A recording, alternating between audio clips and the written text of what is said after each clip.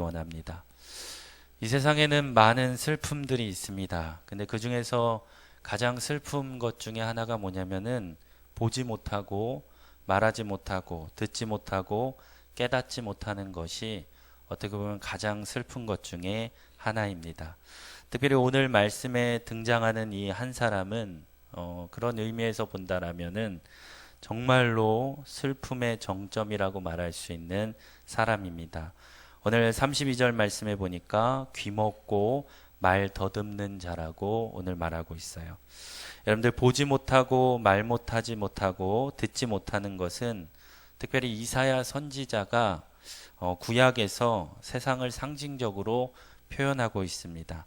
특별히 하나님의 복음을 듣지 못하는 땅, 특별히 복음을 듣지 못하는 모든 사람들을 상징적으로 나타내고 있습니다. 그러나 결국에는 메시아가 오시면, 예수 그리스도가 오면은 그 모든 것들이 다 해결될 수 있다라는 거죠. 여러분들 구약 이사야서 35장 5절에서 6절 말씀에 보니까 그때 맹인의 눈이 밝을 것이며 못 듣는 사람의 귀가 열릴 것이며 그때 저는 자는 사슴같이 뛸 것이며 말 못하는 자의 혀는 노래하리니 이는 광야에서 물이 솟겠고 사막에서 시내가 흐를 것임이라 라고 예언하고 있어요. 그러니까 이사야 선지자는 이 땅에 이런 슬픔으로 가득 찰 거라는 거예요. 세상의 쾌락과 세상의 즐거움들, 특별히 공중권세 잡은 사단이 이 세상을 다 점령하기 때문에 결국에는 이 세상의 모든 사람들이 예수 그리스도의 복음을 듣지 못하고 예수 그리스도를 보지 못하고 그에게 나아가지 못하도록 세상이 다 막을 거라는 거예요. 그렇지만 결국에는 예수님께서 오시면은 이 모든 것들이 다 회복될 거라고 오늘 말씀하고 있습니다. 오늘 31절 말씀에 보니까 예수께서 다시 두로 지방에서 나와 시돈을 지나고 데가볼리 지방을 통과하여 갈릴리 호수에 이르렀다라고 오늘 말하고 있어요. 저렇게 말씀처럼 오늘 나오는 지역이 두로 지방과 시돈 지방과 데가볼리 지방입니다. 여기는 어떤 지방입니까? 아주 이방인들이 살고 있는 그런 동네예요. 근데 오늘 여기서 갈릴리 호수에 이르렀다라 그랬는데 우리가 성경에서 보면은 이 갈릴리 호수는 꼭 하나인 것처럼 보이는데 이 갈릴리 호수를 기점으로 해서 서쪽과 동쪽이 다 확연하게 갈라져 있습니다. 특별히 서쪽에는 우리가 잘 알고 있는 유대인들이 거하는 갈릴리예요.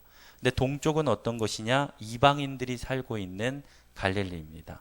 그러니까 오늘 말씀에서 우리가 봤듯이 두로와 시돈, 데가볼리라고 말하고 있으니까 오늘 예수님께서 있는 곳은 유대인 지방에 있는 게 아니니까 갈릴리로 갔지만은 이 동쪽 갈릴리에 있는 거예요. 다시 말해서 이방인들이 살고 있는 그곳에 오늘 머물고 있다라고 말하고 있습니다.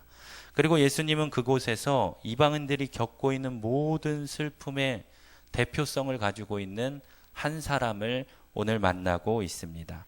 오늘 32절 말씀해 보니까 사람들이 귀먹고 말 더듬는 자를 데리고 예수께 나와 안수하여 주시기를 간구한다라고 오늘 말하고 있어요. 여러분들 우리가 마가복음을 이제 제가 강해를 하면서 이렇게 마가복음을 보면요. 1장부터 쭉 보면은 하나의 특징이 있는데 어떤 특징이 있냐면은 그러니까 작은 데서부터 점점점 큰 데로 가는 거예요. 그러니까 예를 들면 처음에는 장로들을 만나게 되고 그 다음에는 12제자를 만나게 되고 그 다음에는 백성들을 만나요. 여기서 말하는 백성들은 유대 민족입니다. 그리고 나서 예수님께서 무리들을 만나세요. 이 무리들은 이방인들을 나타내고 있습니다. 그러니까 점점점 사람들을 만날 때마다 가난하고 고통스럽고 영적으로 죽어있는 사람들을 예수님께서 만나시러 다니신다라는 거예요. 근데 참 아이러나게도 그렇게 영적으로 죽어있고 아프고 슬픈 사람들이 예수님을 더 환대합니다. 예수님을 더 반겨요. 그리고 예수님 앞에 직접 나와서 나의 병을 고쳐달라고, 나에게 먹을 것을 달라고, 나를 구원시켜달라고 얘기하고 있죠. 반대로 그 예수님과 가까웠던 그 당시 유대교의 장로들, 어떻게 보면 가족들, 이렇게 가까이 있던 사람들은 도리어 예수 그리스도를 이렇게 담대하고 그들을 예수 그리스도를 배척하는 모습들을 볼 수가 있습니다. 근데 지금 귀먹고 말 더듬는 자를 데리고 온 이 사람들도 분명히 이방인들이라는 거예요. 그러니까 이방인들이 오늘 이 귀먹고 말 더듬는 자를 예수님 앞에 데리고 나와서 이 사람을 고쳐달라고 오늘 요청하고 있는 거예요. 여러분들 33절 말씀에 보니까요, 예수께서 그 사람을 따로 데리고 무리를 떠나 손가락을 그의 양귀에 넣고 침을 뱉어 그의 혀에 손을 대시며 하늘을 우러러 탄식하시며 그에게 이르시되 에바다 하시니 이는 열리라는 뜻이다 라고 말하고 있습니다. 근데 여러분들 오늘 이 고치는 모습을 보니까요, 되게 더럽습니다. 그냥 제가 생각할 때도 더러운 방법이에요. 그렇게 그다지 이런 방법으로 고치고 싶은 생각은 전혀 없습니다. 근데 이렇게 고치는 방법이 또 한 군데 나와요. 우리가 읽진 않았지만은 8장 23절 말씀에 보니까 예수께서 맹인의 손을 붙잡으시고 마을 밖으로 데리고 가시사 눈에 침을 뱉으시며 그에게 안수하시고 무엇이 보이느냐 물으시니. 그러니까 귀먹은 자도 침을 뱉어서 고치시고 눈먼 자도 침을 뱉어서 오늘 고치는 장면이 나오고 있습니다. 근데 왜 주님께서는 굳이 이렇게 침 뱉어서 그들을 고치실까 고민 생각해 보니까 마가복음에 정확하게 예수님께서 죽으실 때, 예수님께서 고난당하실 때 침뱉음을 당하는 장면이 세 군데 나오고 있습니다. 마가복음 10장 34절 말씀에 보니까요, 그들은 능욕하며 침뱉으며 채찍질하고 죽일 것이나 그는 3일 만에 살아나리라 하시니라, 이렇게 얘기하고 있어요. 그러니까 예수님도 고통당하시고 십자가 못 박히시기 전에 많은 사람들을 통하여서 침뱉음을 당한다라는 거예요. 오늘 마가복음 14장 65절에 보니까 어떤 사람은 그에게 침을 뱉으며 그의 얼굴을 가리고 주먹으로 치며 이르되 선지자 노릇을 하라 하고 하인들은 손바닥으로 치더라, 이렇게 나와 있어요. 또 마가복음 15장 19절 말씀에 보니까 갈대로 그의 머리를 치며 침을 뱉으며 꿇어 조아리더라, 이렇게 나와 있어요. 그러니까 예수 그리스도께서 돌아가실 때에도 침뱉음을 당하는 거예요. 누구 때문에 침뱉음을 당합니까? 저와 여러분들의 죄 때문에 침뱉음을 당한다는 거예요. 오늘 특별히 이 눈먼 자, 특별히 말 못하는 자, 또 듣지 못하는 이 자에게 침을 뱉은 이유가 뭐냐면은 그의 죄를 예수님께서 다 가져가겠다라는 거예요.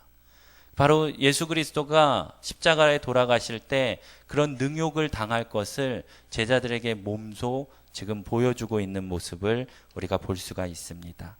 여러분들, 그럼에도 불구하고 그 지금 앞에 선 사람이 예수 그리스도의 특징 중에 하나가, 고치는 특징 중에 하나가 뭐냐면요, 선포하는 거예요. 말씀으로 선포하는 거예요. 고침 받으라, 귀신아 쫓아내라, 나가라, 이렇게 선포하시는데 오늘 주인공은 어떤 사람이에요? 귀가 먹었다라는 거예요. 들리지 않는다는 거예요. 예수 그리스도가 어떤 말을 하든지 들리지 않는다는 거예요. 그러니까 예수 그리스도께서 그에게 가장 할 수 있는 최선의 방법은 뭐냐면요, 그를 만져주는 거예요. 그게 최고의 방법이라는 거예요. 그러니까 예수님께서는 오늘 이 귀머거리를 고치시기 위해서 그가 할 수 있는 최선의 방법은 그를 어루만져 주시는 거예요. 여러분들, 그래서 우리가 아픔이 있을 때, 슬픔이 있는 사람 아무리 떠들어도요, 우리가 아무리 어떤 말을 해도 그 마음이 흔들리지 않나요? 그 마음에 뭐랄까 기쁨이 들어오지 않아요. 그때 가장 좋은 방법은요, 그를 안아주거나 만져주거나 손을 잡아주는 거예요. 그러니까 그런 뭐랄까요, 섬세함, 세밀함이 있어야 된다는 거예요. 여러분들, 복음을 전파할 때도, 또 그 사람에게 다가갈 때도, 그 사람과 관계를 맺을 때도 내 방식으로 하는 게 아니라는 거예요. 내가 좋다고 해서, 뭐 내가 원하는 것을 그에게 준다고 해서 그가 변화되는 게 아니라 그의 마음을 흔들어 줄 수 있는, 정말로 그가 필요한 것들을 우리가 세밀하게 줄 수 있는 그런 믿음이 필요한 줄 믿습니다. 그래서 여러분들 세상에 죽어가는 사람들, 많은 사람들이요, 요즘 이 시대에 얼마나 마음이 아프고 얼마나 상처받은 사람들이 이 세상에 너무나도 많다라는 거예요. 여러분들 가까이에는 여러분들의 남편이 지금 상처받은 사람이고, 여러분들의 아내가 상처받은 사람이고, 여러분들의 자녀가 지금 상처받고 있다라는 거예요. 근데 우리는 그것을 모르고 때로는 우리가 막말을 한다라는 거예요. 그들에게 도리어 상처되는 말들을 하면서 살아갈 때가 얼마나 많은지 모릅니다. 교회 안에서도 마찬가지예요. 많은 사람들이 위로받고 싶어서 오늘 이곳에 왔는데, 예수 그리스도를 만나기 위해서 오늘 이곳에 왔는데, 때로는 우리 말 한마디 때문에 상처받고 도망가는 사람들이 얼마나 많은지 모른다라는 거예요. 도리어 말보다는 때로는 그들을 안아주고 그들을 만져주고 그들의 손을 잡아주는 게 때로는 더 상처 치유의 탁월한 방법일 수 있다라는 것입니다. 그래서 여러분들, 우리가 누군가에게 말 한마디 할 때도 우리는 3번, 4번을 생각해야 돼요. 내 말 한마디가 이 사람에게 위로가 될 수 있는지, 아니면 말보다는 그냥 행동으로 그 사람의 손을 한번 잡아주고 그를 위해 기도해 주는 게 때로는 더 좋다라는 거죠. 결국에는 하나님께서 정말로 이 귀먹은 자와 가장 좋은 소통하는 방법, 그를 만져주신 거예요. 그의 오른손으로, 그의 능력의 손으로, 그의 권능의 손으로 그를 만져주니까 결국에 그의 귀가 고침받는 놀라운 역사가 일어나는 줄 믿습니다. 그래서 결국 오늘 이 침뱉음을 통하여서 그를 고쳐준 것은 결국에 십자가의 고통과 죽으심, 그리고 이 다시 부활하심을 통해서 결국에 우리의 모든 죄와 우리의 모든 질병을 바로 예수 그리스도가 짊어지고 돌아가시는 줄 믿습니다. 그래서 우리가 이 땅에 와서 여러분들 귀먹고 말 더듬는 자는요, 우리가 생각해 보니까 처음부터 태어날 때부터 귀머거리가 아니라는 거예요. 그걸 잘 아셔야 돼요. 성경에는 아예 날 때부터 그런 병을 가지고 있는 사람이 있는가 반면에, 오늘 보니까 귀먹고 말 더듬었다라는 것은 말을 할 줄 알았던 사람이라는 거예요. 처음부터 청각장애가 있는 사람은 아예 말을 못해요. 근데 이렇게 말을 하다가 뭐랄까요, 귀가 다친 사람들은 말을 더듬기 시작한다라는 거예요. 그러니까 이 사람은 처음부터 병자는 아니었어요. 근데 왜 귀가 막히고 말을 더듬었을까? 오늘 이거 상징적으로 뭘 나타내냐면은 우리가 그만큼 세상에 억눌려 산다라는 거예요. 세상 때가 우리 삶 가운데 너무나도 많다라는 거예요. 여러분들, 믿음의 그리스도인들과 그냥 교회 다니는 사람의 차이가 뭐예요? 하나님을 보느냐 아니면 세상에 발을 걸쳐 있느냐의 차이인 거예요. 우리가 믿음의 그리스도인이라고 말은 하는데 우리의 삶이나 우리의 생각이나 우리의 모든 것들이 세상에 빠져 있다라면은 결국엔 우리도 듣지 못하는 사람이 되는 거예요. 말을 더듬는 사람이 된다라는 거예요. 아무리 담임 목사님이 좋은 말씀을 해도 내 마음이, 내 삶의 중심이 이미 세상에 있으면요, 그 귀는 어떻게 보면 소귀의 경일게요. 그냥 한 귀로 들려왔다가 한 귀로 그냥 빠져나가는 거예요. 그냥 이 자리에는 습관적으로, 형식적으로 그냥 앉아 있는 거예요. 말씀이 내 마음에 기쁨으로 들어오지 않는 거예요. 결국엔 예수 그리스도의 어떠한 복음도 우리의 삶을 변화시키지 못하는 거예요. 당연하죠. 사단이 그렇게 만드니까요. 세상에 빠져 있는 사람들은 예수 그리스도의 복음을 듣지 못하게 해요. 그리고 또 예수 그리스도의 복음을 말하지 못하게 만든다는 거예요. 여러분들, 내가 교회에 와서 지금 듣지 못하고 내가 세상에 나아가서 예수 그리스도의 복음을 전파하지 못한다라면은 나는 이미 세상에 물들어 있다라는 거예요. 여러분들, 빨리 벗어나야 될 줄 믿습니다. 근데 우리가 빨리 벗어나야 되는 건 당연한데 그게 내 힘으로 안 된다라는 거예요. 오늘 말씀에 보니까요, 오늘 34절 말씀에 보니까 하늘을 우러러 탄식하시며 그에게 이르시되 에바다 하시니 이는 열리라는 뜻이에요. 여러분들, 여기서 탄식하다라는 뜻이 뭐냐면은 불쌍히 여긴다라는 거예요. 그러니까 내가 고침받는 방법은 예수님이 나를 불쌍히 여겨야 된다라는 거예요. 여러분들 성경에서 특별히 그런 말씀을 많이 쓰십니다. 예수님께서 민망히 여기사 그를 고쳐주셨다라고 했어요. 여기서 말하는 민망이도 불쌍히 여긴다라는 뜻이에요. 특별히 민망이라는 게 우리 신체 부위예요. 그러니까 신체 부위가 아플 정도로 그를 불쌍히 여긴다라는 거예요. 그러니까 결국에는 내 힘으로 할 수 없다라는 거예요. 예수께서 나를 불쌍히 여겨 주셔야만이 결국에 우리가 고침받을 수 있다라는 거죠. 그렇다고 여러분들 보고 막 불쌍한 척해라 이건 아니에요. 예? 여기서 여러분들 여기서 이 에바다라라는 뜻, 이 열리다라는 뜻은 그러니까 사람이 명령하는 언어가 아니라 하나님이 명령하는 뜻이에요. 여러분들 우리가 뭔 뜻으로 열리라는 뜻을 말할 수 있겠어요? 또 홍해가 갈라지는 역사들, 뭐 이런 열리는 역사들은 하나님만이 하실 수 있는 역사라는 뜻이에요. 그러니까 우리가 고침받는 유일한 방법은 내 힘으로 하는 게 아니라 하나님의 놀라운 역사가, 하나님의 놀라운 은혜가 우리 삶 가운데 들어올 때 행해질 수 있다라는 거예요. 그래서 여러분들 혹시 가정에 문제가 있습니까? 삶에 문제가 있습니까? 질병이 있습니까? 여러분들 힘으로 이겨낼 수 있으십니까? 우리가 인생을 돌아볼 때 내 힘으로 할 수 있는 것은 아무것도 없다라는 거예요. 제가 군대에 있을 때요, 저는 뭐 많은 사람들이 군대에서 세상 말로 개고생을 했다 그랬는데 저는 고생한 게 하나도 없어요. 군대 가서 너무 편했거든요. 저는 뭐 군대가 그렇게 편했으면 한 번 더 갈 수도 있을 것 같다라는 생각도 해봅니다. 저는 처음에 이렇게 육군으로 갔다가 전투경찰로 이렇게 빠졌어요. 전 전투경찰이 있는지도 몰랐어요. 착출된 거거든요. 그래서 착출돼가지고 이렇게 저기 대구 동부경찰서로 배치를 됐어요. 근데 동부경찰서를 갔더니 제 동기가 한 7명이었어요. 그러니까 지금까지 이렇게 7명인 적이 한 번도 없대요. 맨날 1명, 많으면 2명 이렇게 동기였는데 7명이 동기니까 되게 많은 거였대요. 그래서 경찰서에서 근무를 할 수가 없대요. 너무 많아서. 저를 처음에 이렇게 톨게이트 초소로 보냈습니다. 톨게이트 초소 가니까 한 4명이서 근무하더라고요. 4명이서 근무하니까 제가 만난 고참들은 세상 말로 천사표 고참이셨어요. 그래서 저보고 뭐 공부하라 그러고 책 보라 그러고 뭐 신문 보라 그러고 뭐 이런 것들을 시키셨어요. 제가 알고 봤더니 제 동기들은 엄청 죽어라 맞고 있었어요. 그래서 저는 정말로 편하게 놀았거든요. 근데 어느 날 저랑 제 아주 고등학교 때부터 단짝이었던 친구가 있는데 그 친구랑 저랑 같이 군대를 갔거든요. 근데 그 친구는 여기 서울에 있는 수도방위 사령부에 이렇게 왔어요, 근무를. 그래서 어느 날 그 친구의 이제 주소를 알아서 제가 편지를 썼습니다. 어떻게 썼겠습니까? 나는 너무 편하다. 이렇게 썼어요, 편지를. 야, 이거 군생활 너무 쉽다. 편하다. 이렇게 썼어요. 근데 그때 제 친구는 엄청 맞고 있었대요. 막 죽을 정도로 맞았대요.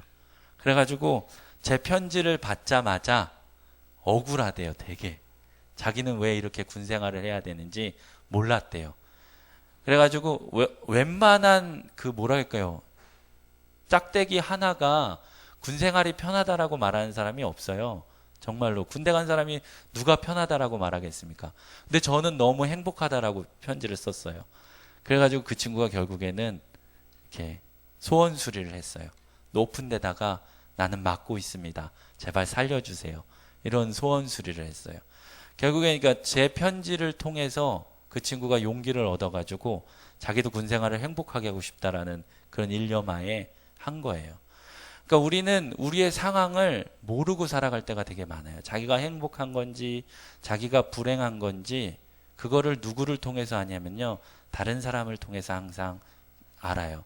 다른 사람보다 잘 살면 행복한 거고, 다른 사람보다 잘 나가면은 성공한 거고, 다른 사람보다 집이 크면은 나는 부자고, 이렇게 알아버리는 거죠.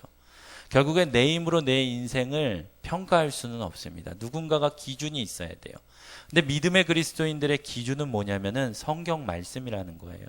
성경이 우리 삶의 기준이 돼야 되는 거예요. 내가 하나님과 함께 있으면 그 사람은 행복한 사람인 거예요. 정말로 하나님과 함께 있으면 그 사람은 성공한 사람이 되는 거예요. 그렇기 때문에 우리의 인생을 우리 마음대로 살 수가 없다라는 거예요. 하나님이 도와주셔야만이 우리가 행복한 삶을 살아갈 수 있는 거고, 하나님께서 역사하셔야만이 우리의 인생이 성공하는 인생이 된다라는 거죠. 여러분들, 예수님께서 결국에 이 귀먹고 말 더듬는 자를 오늘 보니까 불쌍히 여겨주셨어요. 그에게 결국에는 은혜를 베풀어 주셨어요. 그러니까 정답은 뭐예요? 우리 인생에 열리는 역사가 일어나기 위해서는요, 우리의 사업이 열리고, 우리의 가정이 열리고, 우리의 자녀가 열리고, 우리의 건강이 열리는 것은 결국에 하나님께서 우리들에게 은혜를 베풀어 주셔야만이 결국에 열린다라는 거예요. 내 힘으로 내 능력으로 아무리 애쓰고 용써도 결국엔 아무것도 열릴 것이 없다라는 거예요. 그렇다면 우리가 해야 될 게 뭐예요? 그 예수님 앞에 부르짖는 것밖에 없다라는 거예요. 그 예수님께서 은혜 달라고 부르짖는 것밖에 없어요. 은혜를 주시는 그 예수님을 오늘 이 시간 여러분들이 만나시기를 주님의 이름으로 축원드립니다. 여러분들, 예수님이 결국에 하늘에 구하잖아요. 오늘 7장 35절 말씀해 보니까 그의 귀가 열리고 혀가 맺힌 것이 곧 풀려 말이 분명하여 졌다라고 오늘 말하는 거예요. 여러분들, 결국에는 우리가 세상의 정욕과 세상의 쾌락으로 빠지면은 우리도 이렇게 말 더듬는 자, 귀머거리가 되지만은 하나님의 은혜의 축복이 우리 삶 가운데 오면은 결국에 우리의 눈도 열리게 되고, 우리의 귀도 열리게 되고, 우리의 입술도 열리게 되는 거예요. 결국에 그 사람을 하나님께서 사용하시는 거예요. 뭐로요? 복음 전파자로 사용한다라는 거예요. 여러분들, 하나님 앞에 쓰임받는 가장 큰 방법이 뭡니까? 우리의 눈이 열리고, 우리의 귀가 열리고, 우리의 입술이 열리면은 결국에는 다 되는 줄 믿습니다. 여러분들, 그것은 우리의 힘으로 열리는 게 아니에요. 하나님이 열어주실 때 여러분들 모든 것이 되는 줄 믿습니다. 여러분들, 듣지 못하고 말하지 못하고 보지 못한 채 여러분들 흑암 가운데 놓여있는 많은 불쌍한 영혼들이 오늘도 너무나도 많다라는 거예요. 그것은 세상에만 있는 게 아니에요. 때로는 이 교회 안에도 그런 사람들이 너무나도 많다라는 거예요. 예수님을 만나지 못하고 예배의 은혜를 받지 못하고 축복받지 못하는 많은 인생들이 있습니다. 여러분들, 또 이 에바다라라는 뜻이, 이 열리다라는 뜻이 있는가 반면에 또 하나의 뜻이 있는데 뭐냐면은 비켜라라는 뜻이 있어요. 그러니까 여러분들 삶에 나아갈 때 이 에바다가 뭐예요? 세상 권세들 다 비키라는 거예요. 여러분들, 우리 성경 찬송가에 잘 나와 있잖아요. 우리의 대장은 누굽니까? 예수 그리스도예요. 예수 그리스도가 우리 앞에 대장 되시고 앞서 나아가면은 세상의 모든 것들을 다 비켜내게 만들 수 있다라는 거예요. 여러분들, 오늘 이 시간 여러분들 기도하시고 찬양하실 때 여러분들 이 에바다의 축복이 여러분들 삶 가운데 임하기를 주님의 이름으로 축원드립니다. 여러분들의 귀가 열리고 눈이 열리고 여러분들의 말이 열리길 원합니다. 또 여러분들의 인생 가운데 예수 그리스도가 대장 되어 주셔서 여러분들이 하는 사업마다, 여러분들 가정마다 세상 앞으로 나아갈 때 하나님께서 다 비키게 하는 그런 놀라운 역사가 여러분들 삶 가운데 임하기를 원합니다. 여러분들, 우리가 내 힘으로 할 수 없습니다. 오늘 이 시간 간절히 기도할 때 여러분들의 인생을 주님 앞에 내려놓을 수 있는 저와 여러분들 되기를 주님의 이름으로 축원드립니다. 우리 기도하시겠습니다.